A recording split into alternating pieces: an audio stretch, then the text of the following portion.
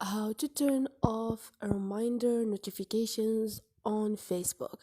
Hi guys, in this video I will show you how to turn off reminder notifications on Facebook. It's so easy and quick, so let's start. First then go to your Facebook and now click on those three lines up there and click on the setting icon beside the search icon.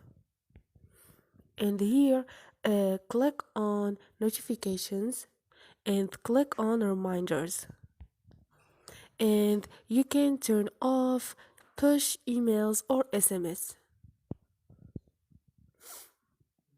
And this is it. You are not gonna get a notification to remind you of updates you may have missed.